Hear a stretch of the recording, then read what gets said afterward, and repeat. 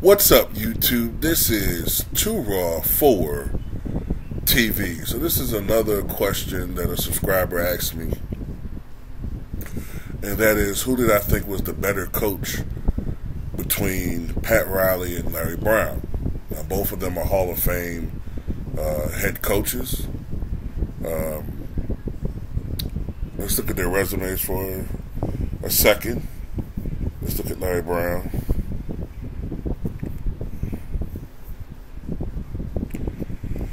Alright, so Larry Brown has a career 1,275 victories versus 965 losses.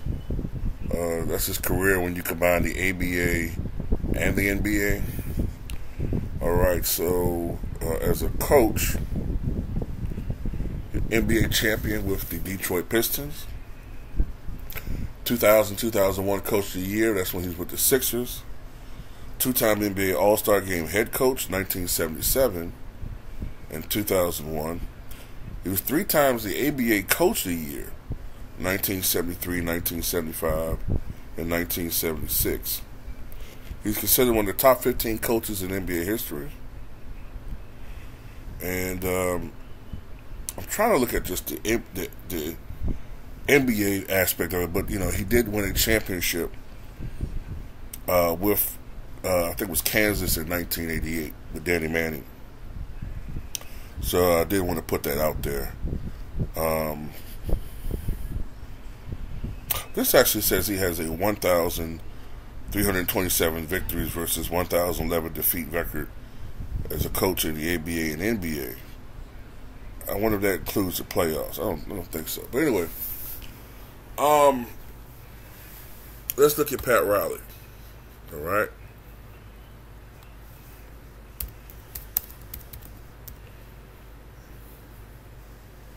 I think a lot of you guys going to agree with me when I come to my assessment on this.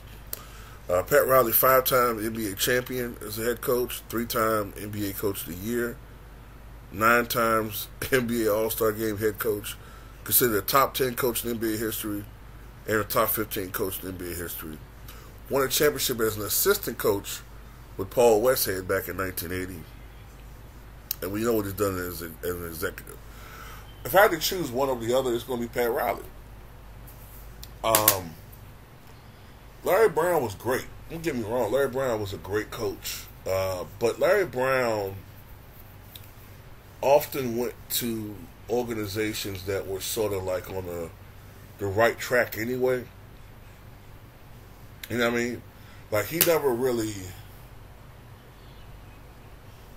Larry Brown never really, to what I could tell, maybe in the ABA he did, maybe I need to do more research, but it seemed like the pattern with Larry Brown, was that he went to teams that were already sort of established, and he was that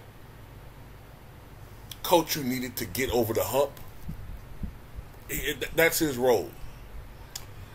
I wouldn't say he went to super teams, and he didn't go to franchises that were filled with super duper stars, but he was that personality that could motivate players and push them from being, perpetual would-be's or could-have-beens and maximizing their talent. But the problem with a guy like Larry Brown is that his personality wore on players after a while. He got on their nerves. And that's why he had to jump from franchise to franchise so frequently. Pat Riley, especially before he started becoming too egotistical by the 90s, and then he got a reality check, and But anyway, Pat Riley, to me, what impressed me about him was his versatility as a coach. He coached a team like the Lakers that were finessed a little bit more. Their style was finessed and fast-paced, right? But you could still see Pat Riley's impact on that team. Because behind the razzle-dazzle, behind the show, there was a gritty, tough, tenacious team. If you pushed them, you know what I mean?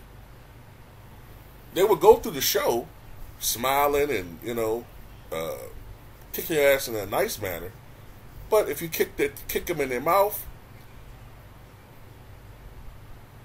then the Lakers would proceed to beat the shit out of you with their fangs snarling and their, you know what I'm saying? That's what I'm trying to say. Then, some people say, oh, well, Pat Riley only won because he had Magic Johnson and Kareem. So then he goes to New York. He takes a year off. He goes to broadcasting. Then he becomes the head coach of the Knicks. A totally different style. More half court, slower. You don't have that dynamic point guard. You got to rely more on your big man. And within 1 year, Pat Riley had that team going to the brink with the Chicago Bulls. The brink with the defending world champion Chicago Bulls. Within 3 years, that team made it to the NBA Finals. And they lost that finals more than Houston won it, if you watched it. The Knicks should have won that series. But they lost it more than Houston won it.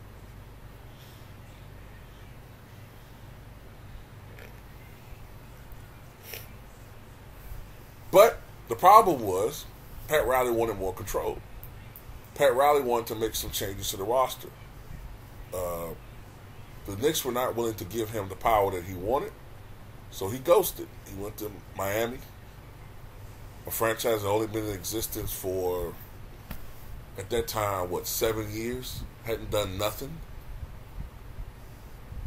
Within 2 years, Pat Riley had that team in the Eastern Conference Finals. A third franchise. In 2006, they won a championship.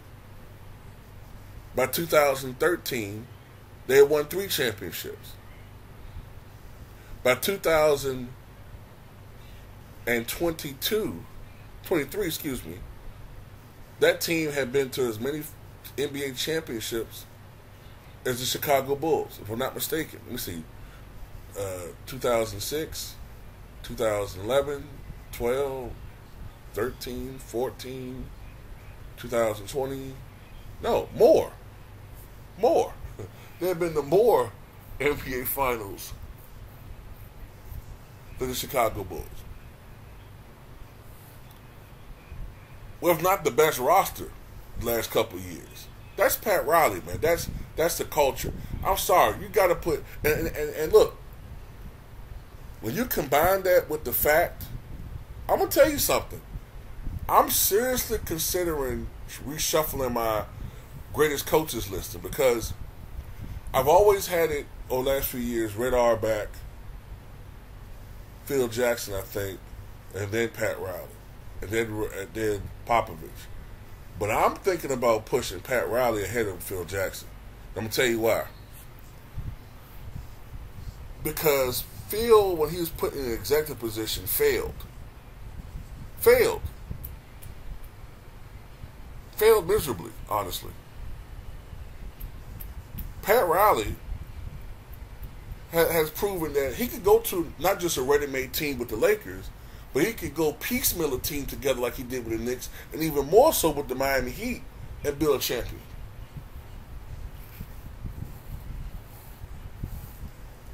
The only other guy that could match that or was comparable was Red Auerbach. So to answer your question, it's Pat Riley, and it's not close. Greg Popovich has already shown that, you know what I'm saying, without Tim Duncan, without Kawhi Leonard, can't do shit. Without Dale Robinson, without Manu Ginobili, without Tony Parker, without Steven Jackson, you know, we gotta be honest. You got Victor Wembanyama, man. I mean, I'm not saying they should be winning 50 games, but damn, there's no real improvement. So anyway, that's just my take on that, man. Tell me what you guys think, though.